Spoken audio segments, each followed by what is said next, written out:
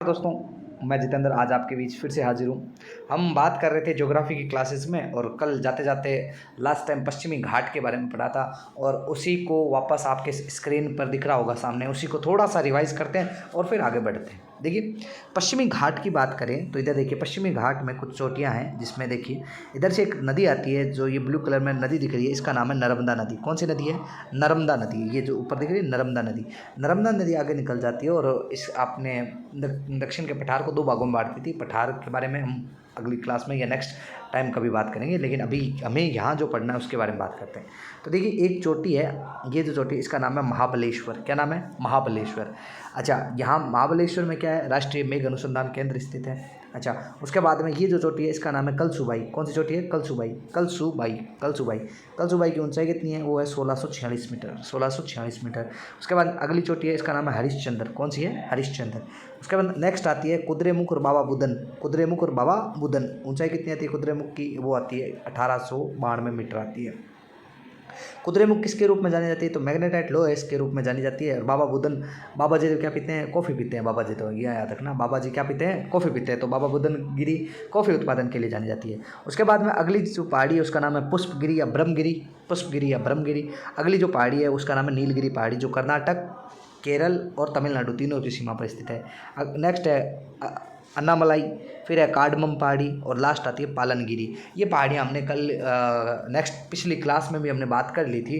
ठीक है, आज हम इससे थोड़ा आगे की ओर चलते हैं। चलिए स्टार्ट करते हैं, आज क्या पढ़ने वाले हैं। ये देखिए, कल जो हमने स्टार्ट किया वो यहाँ लिखा हुआ है आपके सामने, पश्चिमी तट के समांतर भ्रंश कगार के रूप में पाया जाता है पश्चिमी तट।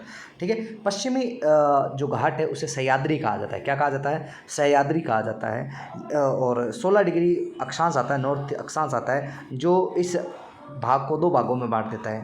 इधर जो ऊपर का पार्ट है उसे बोलते हैं उत्तरी, और नीचे आता है उसे बोलते हैं दक्षिणी सह्याद्री। क्या बोलते हैं? दक्षिणी सह्याद्री के नाम से जाना जाता है। एक तो उत्तरी सह्याद्री है, एक तो उत्तरी सह्याद्री है, एक दक्षिणी सह्याद्री के नाम से जानी जाती है। ठीक है। अच्छा, नेक्स्ट बात करें, अगला विस्तार की बात करें तो इसका विस्तार महाराष्ट्र में आता है, इसका विस्तार कर्नाटक में आता है। दक्षिणी सह्याद्री का विस्तार कर्नाटक में, उत्तरी सह्याद्री का विस्तार महाराष्ट्र में आता है। सबसे ऊंची चोटी, उत्तरी सह्याद्री की सबसे ऊंची चोटी है कलसुबाई। कितनी ऊंची है? तो 1646 मीटर ऊंची है। 1646 मीटर ऊंची है। अच्छा, दक्षिणी सह्याद्री की सबसे ऊंची चोटी है कुद्रेमुख। कितनी है? 1892 मीटर है। देखो, अभी हमने बात भी की थी, 1892 मीटर कौन सी है? कुद्रेमुख है। अच्छा, दूसरी सबसे ऊंची चोटी है वो है महाबलेश्वर, और इसकी दूसरी सबसे ऊंची चोटी है वो है ब्रह्मगिरी या पुष्पगिरी। ये महाबलेश्वर की बात करें तो ये महाराष्ट्र का हिल स्टेशन भी है। यहाँ से कृष्णा नदी का उद्गम होता है। कौन सी नदी का? कृष्णा नदी। आपने महाबलेश्वर के बारे में खूब सुना होगा, अगर आप सीरियल्स वगैरह देखते हो तो तारक मेहता में कई बार इसका नाम लेते हैं, महाबलेश्वर महाबलेश्वर। तो ये महाबलेश्वर है, जो इसकी दूसरी सबसे ऊंची चोटी है उत्तरी सह्याद्री की। और दक्षिणी सह्याद्री की दूसरी सबसे ऊंची चोटी है ब्रह्मगिरी या पुष्पगिरी। यहाँ से कौन सी नदी निकलती है? कावेरी नदी का उद्गम होता है। कौन सी नदी का? कावेरी नदी का उद्गम होता है। इस कावेरी नदी के बारे में कहा जाता है कि इसे दक्षिण भारत की पवित्रता के हिसाब से दक्षिण भारत की गंगा कहा जाता है, पवित्रता के हिसाब से। वैसे दक्षिण भारत की गंगा गोदावरी को कहा जाता है, लेकिन पवित्रता के हिसाब से कावेरी को कहा जाता है। ठीक है, चलिए नेक्स्ट बात करें, आगे क्या है। अब देखिए, बात करते हैं नीलगिरी की पहाड़ियों के बारे में। ये पहाड़ियाँ पश्चिमी घाट और पूर्वी घाट में भौगोलिक ग्रंथि या गांठ के रूप में कार्य करती है। पूर्वी घाट और पश्चिमी घाट के बीच में एक तरीके से आ जाती है नीलगिरी की पहाड़ियाँ। ठीक है, विस्तार मैंने आपको बताया था, कर्नाटक है, केरल है और तमिलनाडु। कर्नाटक, केरल और तमिलनाडु में इसका विस्तार आता है। ये पहाड़ियाँ अत्यधिक जैव विविधता के लिए प्रसिद्ध है। किसके लिए प्रसिद्ध है? अत्यधिक जैव विविधता के लिए प्रसिद्ध है। ये पहाड़ियाँ भारत का पहला तथा सबसे बड़ा जैवमंडल रिजर्व एरिया है। कौन सा? नीलगिरी की पहाड़ियाँ। कौन सी? नीलगिरी की पहाड़ियाँ। अच्छा, इसकी सबसे ऊंची चोटी है, उसका नाम है डोडा बेट्टा। कौन सी? डोडा बेट्टा, याद रखना। डोडा बेट्टा कितनी है? 2637, मतलब 2637 मीटर ऊंची है। अच्छा, ये दक्षिण भारत की दूसरी सबसे ऊंची चोटी है। दक्षिण भारत की दूसरी ऊंची चोटी कौन सी है? डोडा बेट्टा है। कौन सी है? डोडा बेट्टा है। चलो इसको एक बढ़िया तरीके से देखते हैं क्या है इसमें। ये देखिए, बढ़िया तरीके से एकदम आपके सामने एक इमेज से मैं लेके आया हूँ आपके सामने, खुद हाथ से बनाकर। तो नीलगिरी की पहाड़ियों की बात करें तो नीलगिरी पहाड़ियों में इधर देखिए 3 भागों में बटी है। एक कर्नाटक में एरिया आता है, कुछ एरिया तमिलनाडु में आता है, तो कुछ एरिया केरल में आता है। तो कर्नाटक, केरल और तमिलनाडु में बटी हुई है। बात करें तमिलनाडु में तो एक जनजाति रहती है जिसका नाम है टोटा जनजाति। कौन सी जनजाति? टोडा या टोटा जनजाति, कई जगह टोडा जनजाति भी आती है। ये बहुपति प्रथा के रूप में जानी जाती है। मतलब सिंपल सी बात है, ये अपने आप को पांडवों का वंशज मानते हैं। किसका? पांडवों का वंशज मानते हैं। ठीक है, टोडा या टोटा जनजाति। अच्छा, इसी की एक चोटी है जिसका नाम है डोडा बेटा। ये देखो, डोडा बेटा कर्नाटक में स्थित है। डोडा बेटा कर्नाटक। इसी की एक और दूसरी ऊंची चोटी है जिसका नाम है माकुर्ती। कौन सी? माकुर्ती। ये नीलगिरी की दूसरी सबसे ऊंची चोटी है। नीलगिरी की दूसरी सबसे ऊंची चोटी कौन सी है? माकुर्ती है। अच्छा, नेक्स्ट बात करें, यहाँ एक जगह आती है उदयक मंडलम। कौन सा क्षेत्र आता है? उदयक मंडलम। ये किस रूप में जाना जाता है? इसे वर्तमान में आप जानते हैं ऊटी के नाम से जाना जाता है। ऊटी, ये एक प्रसिद्ध हिल स्टेशन है। कहाँ का? तो तमिलनाडु का हिल स्टेशन है उदयक मंडलम। उदयक मंडलम याद है? अच्छा, ऊटी के नाम से जाना जाता है। अगली बात करें तो अगला है कर्नाटक में जो नीलगिरी का हिस्सा है उसकी बात करें तो नीलगिरी में कॉफ़ी का सर्वाधिक उत्पादन होता है कर्नाटक में। नीलगिरी की पहाड़ियों में कर्नाटक में ज़्यादातर कॉफ़ी का उत्पादन होता है। ठीक है। अच्छा, और बात करें यहाँ पर एक वृक्ष पाया जाता है, स्पेशली चंदन का वृक्ष। चंदन के वृक्ष का उत्पादन होता है। चंदन के वृक्ष का उत्पादन होता है। अच्छा, केरल की बात करें तो केरल में जो नीलगिरी की पहाड़ी है वो शांत घाटी के रूप में जानी जाती है।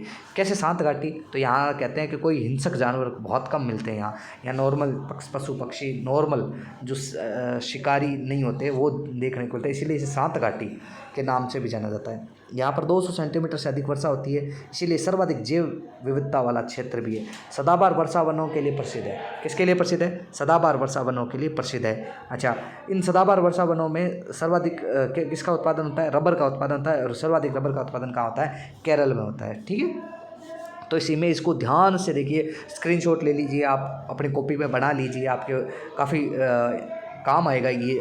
आराम से इस चीज़ को देखो, आराम से, बढ़िया से।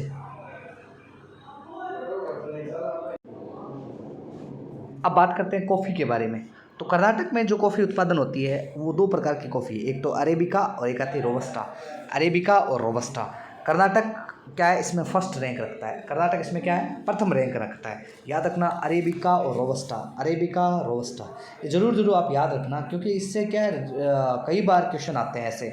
ऐसे क्वेश्चन बहुत बार आए हैं और फिर क्या है, हमारे दिमाग में ये आता है यार क्या था क्या नहीं था। इसीलिए ऐसे क्वेश्चनों को हमेशा ध्यान में रखना है कि भारत में स्पेशली कर्नाटक में जो कॉफ़ी उत्पादन होती है, कर्नाटक में जो कॉफ़ी उत्पादन होती है वो कौन कौन सी है? अरेबिका और रोबस्टा।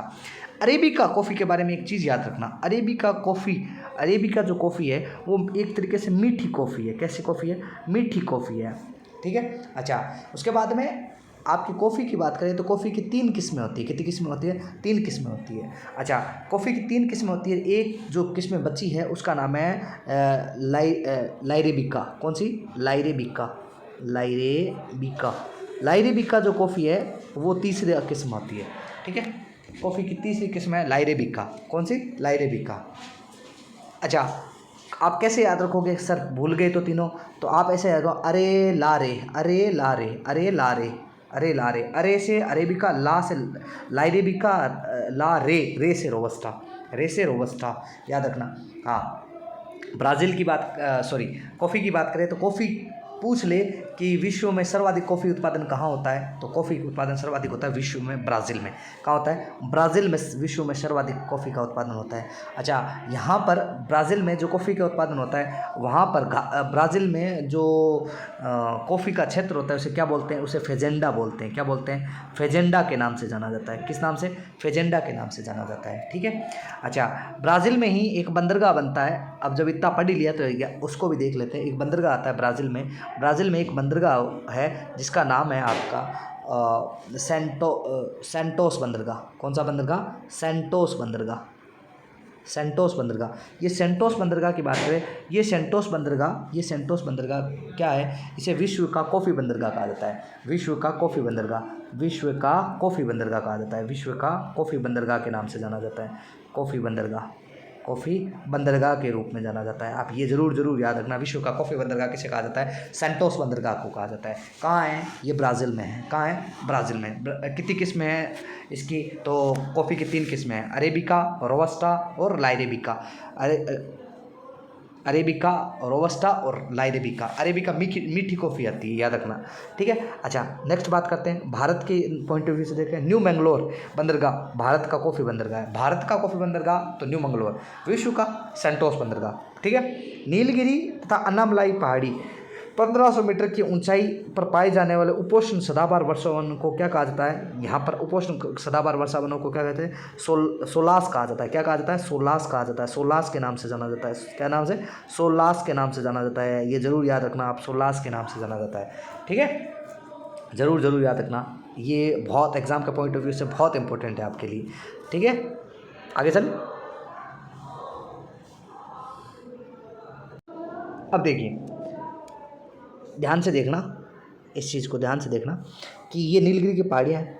ये कौन सी पहाड़ियाँ हैं? नीलगिरी की पहाड़ियाँ। नीलगिरी की पहाड़ियों के जस्ट नीचे आती है अन्नामलाई की पहाड़ियाँ। कौन सी? अन्नामलाई की पहाड़ियाँ। इसी अन्नामलाई में एक चोटी आती है अनाईमुड्डी, जो दक्षिण भारत की सबसे ऊंची चोटी है। दक्षिण भारत की सबसे ऊंची चोटी कौन सी है? अनाईमुड्डी, अनाईमुड्डी, अनाईमुड्डी। दूसरी पूछे तो आपको अभी बताया डोडा बेट्टा। कौन सा? डोडा बेट्टा। दूसरी है, दक्षिण भारत की दूसरी सबसे ऊंची चोटी है डोडा बेट्टा। अच्छा, उसके बाद में ये जो पहाड़ी अलग से बनती है, इन्हें कहते हैं पालनी पहाड़ी। कौन सी पहाड़ी कहते हैं? इन्हें पालनी पहाड़ी के नाम से जाना जाता है। इस पालनी पहाड़ी में एक चोटी है जिसका नाम है कोडाई कोनाल। कौन सी है? कोडाई कोनाल। उसके बाद में इन जो पहाड़ियाँ हैं इन्हें कहते हैं कार्डमम पहाड़ी। कौन सी पहाड़ियाँ? कार्डमम पहाड़ी। कार्डमम पहाड़ी में एक चोटी आती है अगस्त मलाई पहाड़ी। कौन सी? अगस्त मलाई पहाड़ी, जो कि एक जैव मंडल रिजर्व एरिया है। कैसा एरिया है? जैव मंडल रिजर्व एरिया है। इसी अगस्त मलाई से एक नदी निकलती है जिसे कहते हैं ताम्रपाणी नदी। कौन सी नदी? ताम्रपाणी नदी, जो दक्षिण भारत की दक्षिणतम नदी है। कौन सी है? भारत की दक्षिणतम नदी कौन सी है? ताम्रपाणी नदी है। इसी की एक और चोटी आती है, लास्ट चोटी आती है, इसका नाम है महेंद्रगढ़। कौन सी चोटी आती है? महेंद्रगढ़। तो नीलगिरी के नीचे पहाड़ियाँ आती है, अन्नामलाई की पहाड़ियाँ, इधर अन्नामलाई, इस तरफ पालनी पहाड़ियाँ, और नीचे नीचे जो पहाड़ियाँ हैं उनका नाम है कार्डमम या इलायची पहाड़ी। इलायची का उत्पादन होता है, इसीलिए इसे इलायची पहाड़ियों के नाम से जाना जाता है। अन्नामलाई की सबसे ऊंची चोटी है अनाईमुड्डी। क्या नाम है? अनाईमुड्डी। पालनी पहाड़ी की सबसे ऊंची चोटी कोडाई कोनाल।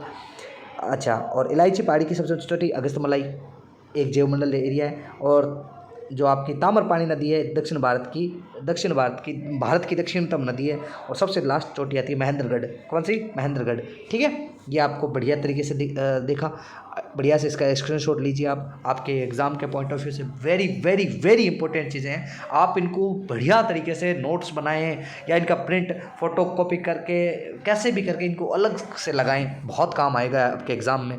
किसी भी एग्ज़ाम में बैठ जाना, आपको अपनी ज्योग्राफी की क्लास में से क्वेश्चन देखने को मिलेंगे। बस आपका शिद्दत से आपको पढ़ाई करनी पड़ेगी। जो मैं पढ़ा रहा हूँ उनको अलग से नोट्स में लिखना स्टार्ट करें, इससे आपको बेटर से बेटर होता जाओगे आप, ठीक है। बढ़िया तरीके से स्क्रीनशॉट ले लीजिए आप इसका। देखिए, मैं आपके लिए मेहनत करता हूँ तो आपका भी ये फ़र्ज़ बनता है कि आप भी बढ़िया तरीके से काम करो। देखो, जैसे ये मैंने यहाँ भी समझा सकता था, लेकिन मैंने उसको बढ़िया तरीके से आपके सामने रिप्रेजेंट किया, तो इससे क्या है कि देखने में आपको पढ़ने में अच्छा लगता है, ठीक है। लेकिन आपका भी ये फ़र्ज़ है कि अपना जो दायित्व है उनको ना भूलें, अच्छे से इनको चीज़ों को पढ़ें। देखो, ये जो अभी जो मैंने बढ़िया तरीके से उसमें समझा रखा है स्लाइड में, वो मैंने यहाँ भी लिखे हुए हैं, लेकिन ये बेटर लगता है वो उसके मुकाबले, मतलब वो अच्छा लगता है इसके मुकाबले, ठीक है। चलो नेक्स्ट बात करते हैं, तब आगे चलते हैं। देखिए, आगे बात करें तो अन्नामलाई पहाड़ियों से पेरियार नदी निकलती है। कौन सी? पेरियार नदी निकलती है। ये केरल में की सबसे लंबी नदी है। केरल की सबसे लंबी नदी कौन सी है? पेरियार नदी है। और एक पेरियार राष्ट्रीय पार्क भी स्थित है, जो हाथियों के लिए प्रसिद्ध है। किसके लिए प्रसिद्ध है? हाथियों के लिए। कहाँ है पेरियार? तो केरल में स्थित है। हाथियों के संरक्षण के लिए भारत सरकार के द्वारा एक प्रोजेक्ट चलाया गया जिसका नाम था प्रोजेक्ट एलिफेंट। कौन सा प्रोजेक्ट था? प्रोजेक्ट एलिफेंट चलाया गया। कब चलाया गया? 1992 में चलाया गया। कब चलाया गया? 1992 में प्रोजेक्ट एलिफेंट चलाया गया। अच्छा, नेक्स्ट बात करते हैं, अगर अन्नामलाई की पहाड़ियों के बारे में बात करें। अन्नामलाई की पहाड़ियों को इन्हें हाथी पहाड़ी के नाम से भी जाना, क्यों? हाथी बहुत प्रसिद्ध है, इसीलिए हाथियों की पहाड़ी के नाम से भी जाना जाता है। ये पहाड़ियाँ केरल और तमिलनाडु की सीमा पर स्थित है। केरल और तमिलनाडु की सीमा पर स्थित है पहाड़ियाँ। इसकी सबसे ऊंची चोटी है अनाईमुड्डी। कौन सी? अनाईमुड्डी, जो कि दक्षिण भारत, पश्चिमी घाट, प्रायद्वीपीय भारत और भारत की सबसे ऊंची चोटी कौन सी है? अनाईमुड्डी। दूसरी डोडा बेट्टा। तो याद रखना इन चीज़ों को। कार्डमम पहाड़ी, इलायची पहाड़ी, या इन्हें कहते हैं इलाई मलाई पहाड़ी। कौन सी? इलाई मलाई पहाड़ी। ये पहाड़ियाँ प्रायद्वीपीय भारत की सबसे दक्षिणतम पहाड़ियाँ हैं। प्रायद्वीपीय भारत की दक्षिणतम पहाड़ियाँ हैं। ये पहाड़ियाँ छोटी इलायची और मसालों के उत्पादन के लिए प्रसिद्ध है।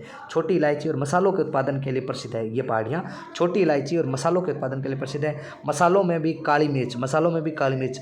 अच्छा, काली मिर्च को क्या है कि स्पेशली अरबी लोग या फिर क्या करते थे, जो ब्रिटेन के लोग थे वो काली मिर्च को बहुत ज़्यादा सेवन करते थे, इसीलिए ब्रिटेन को यवन कहा जाता है और उनको बहुत अच्छी लगती थी, इसीलिए इसे यवन प्रिय कहा जाता है। क्योंकि ये क्या है, इसका अगर पेस्ट बना लिया जाए काली मिर्च को, तो जो मीट वगैरह होती है उन्हें लंबे समय तक प्रिजर्व किया जा सकता है, बचाया जा सकता है, उन पर लेप कर दिया जाता है इसका, ठीक है। तो उसके काम में इसको लिया करते थे, ठीक है, समझ आया। नेक्स्ट बात करते हैं कोच्चि बंदरगाह। कोच्चि बंदरगाह के बारे में बात करें, कोच्चि बंदरगाह को मसाला बंदरगाह के नाम से भी जाना जाता है। किस नाम से? मसाला बंदरगाह, यानी स्पाइस पोर्ट ऑफ इंडिया भी कहा। इसे क्वीन ऑफ अरेबियन सी यानी अरब सागर की रानी के नाम से भी जाना जाता है। किसको? कोच्चि बंदरगाह को अरब सागर की रानी भी कहा जाता है। कोच्चि बंदरगाह को अरब सागर की रानी भी कहा जाता है, ठीक है। नेक्स्ट चलो आगे बात करते हैं। कार्डमम पहाड़ी की सबसे ऊंची चोटी है अगस्त्यमलाई। कौन सी है? अगस्त्यमलाई। ये एक जैव मंडल रिजर्व एरिया है। अगस्त्यमलाई की बात करें तो यहाँ से ताम्रपाणी यदि नदी यहीं से निकलती है। ये भारत की दक्षिणतम नदी है। कार्डमम हिल्स केरल और तमिलनाडु की सीमा पर स्थित है। कार्डमम हिल्स कहाँ पर है?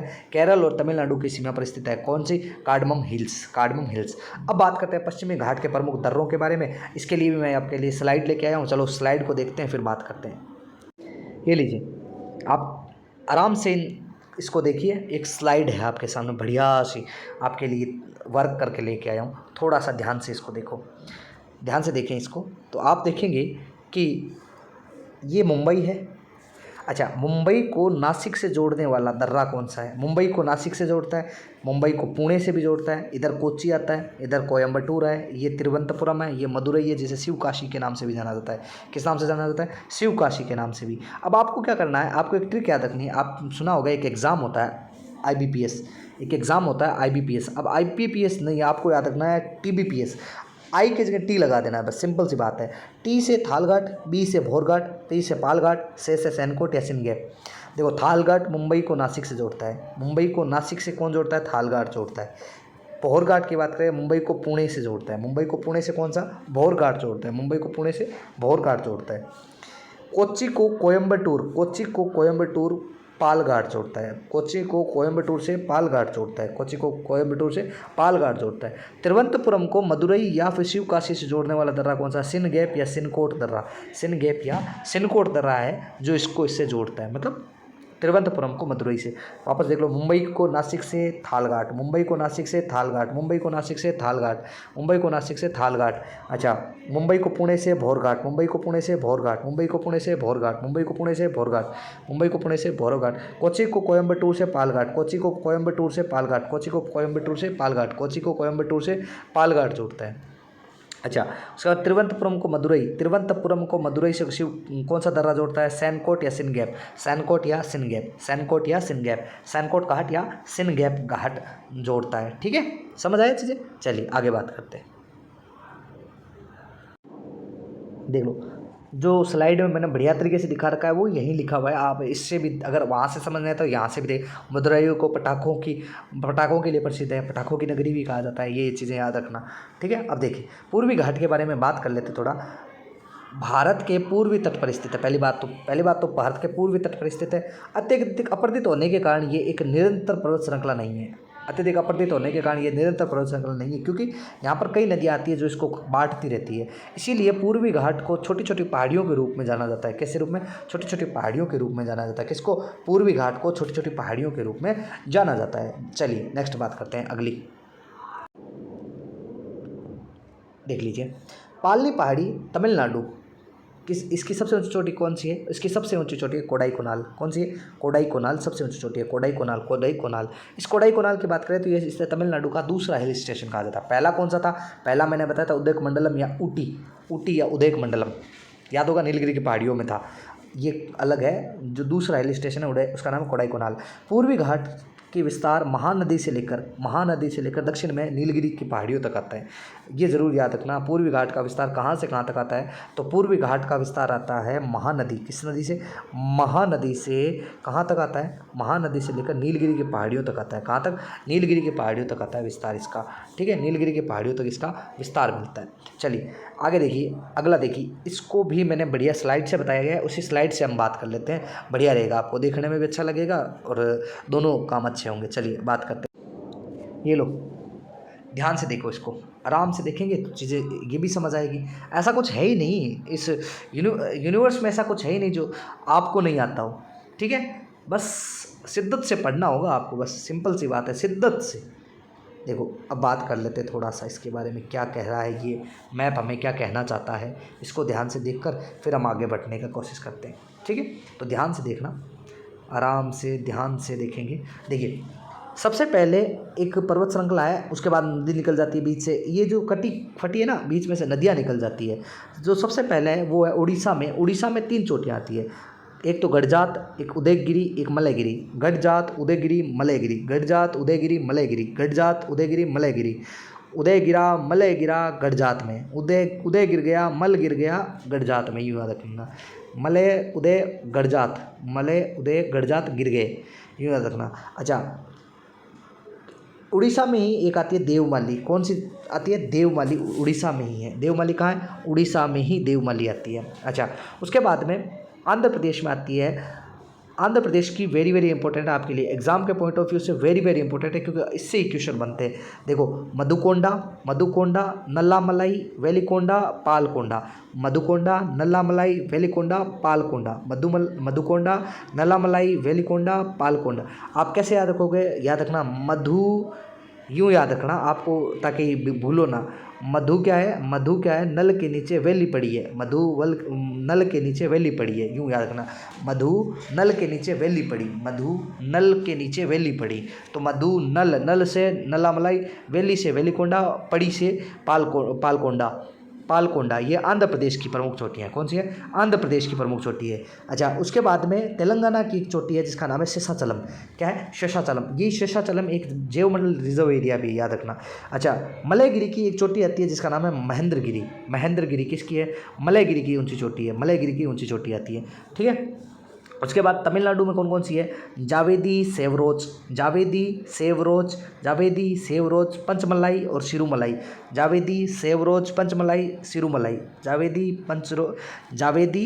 सेवरोज, पंचमलाई, सिरुमलाई, ठीक है। जावेदी, सेवरोज, पंचमलाई, सिरुमलाई, ये 4 प्रमुख पर्वत श्रृंखलाएँ आती हैं। अच्छा, याद रखना, ये पूछा जाता है कि नीलगिरी, देखो एक तो है अरामकोंडा और जिंदागढ़ा, तो ये किसकी चोटी है? ये मधुकोंडा की है। अगर मधु आराम करे तो उसको जिंदा गाड़ दो, यूँ याद रखो। मधु अगर आराम कर ले तो उसे जिंदा गाड़ दो। मधु अगर आराम करे तो उसे जिंदा गाड़ना है, याद रखना। उसको आराम नहीं करने देना, कुछ भी हो जाए थे, ठीक है। तो ये याद रखना आपको, जिंदागढ़ा और आराम कोंडा, ये मधुकोंडा की ऊंची चोटियाँ आती है। मधुकोंडा की ऊंची चोटियाँ आती है, ठीक है। चलिए बढ़िया तरीके से आपके सामने लेके आया, आपको अच्छा भी देखने में भी अच्छा लग रहा है, ठीक है। अब आगे नेक्स्ट बात करते हैं, आगे क्या। अब देख लो, ये सब सामने आपको बढ़िया से, अगर वहाँ से अच्छा लगता है तो वहाँ से लिख लेना, यहाँ से अच्छा लगता है तो यहाँ से लिख लेना। सब चीज़ें वो जो स्लाइड में है वो इसी स्लाइड में भी है, आराम से उस चीज़ को देख लेके लिख लेना। अब बात करते हैं उड़ीसा के बारे में। उड़ीसा जिसके लिए प्रसिद्ध है उन्होंने भी बात करते हैं। गडजात, देवमाली, उदयगिरी, मलयगिरी। देवमाली एक प्रसिद्ध हिल स्टेशन है, उड़ीसा का प्रसिद्ध हिल स्टेशन है, ये याद रखना, देवमाली। अच्छा, मलयगिरी की बात करें तो इसकी सबसे ऊंची चोटी आती है महेंद्रगिरी। कौन सी? महेंद्रगिरी। अच्छा, एनसीईआरटी के अनुसार ये पूर्वी घाट की सबसे ऊंची चोटी, एनसीईआरटी के अनुसार, बाकी है नहीं, एनसीईआरटी के अकॉर्डिंग है, ठीक है। नेक्स्ट बात करते हैं आंध्र प्रदेश में मधुकोंडा की ऊंची चोटी आती है अरामकोंडा या जिंदागढ़ा। अभी बोला मैंने, मधु अगर आराम करे तो उसे जिंदा गाड़ देना, ठीक है। अच्छा, शेषाचलम एक क्या है? जैव मंडल नीचे है, मतलब जैव मंडल रिजर्व एरिया है, बायोस्फीयर रिजर्व एरिया है, ठीक है, बायोस्फीयर रिजर्व एरिया है, ठीक है। अच्छा, आज के लिए इतना ही रखते हैं, कल हम इससे भी आगे हम बात करेंगे, कल क्या क्या है क्या नहीं है, ठीक है। बाकी अपना प्यार स्नेह हमारे साथ यूँ ही बनाए रखें, अपना प्यार हमारे साथ यूँ ही बनाए रखें। विदा चाहता हूँ मैं, आपका दोस्त जितेंद्र। नेक्स्ट अगली क्लास में फिर से हम बढ़िया सी क्लास लेके आएंगे, और बाकी आपका कोई भी डाउट हो तो आप मुझे मैसेज कर सकते हैं। बाकी मिलते रहेंगे आपके साथ यूँ ही। जय हिंद, जय भारत, जय सिया राम।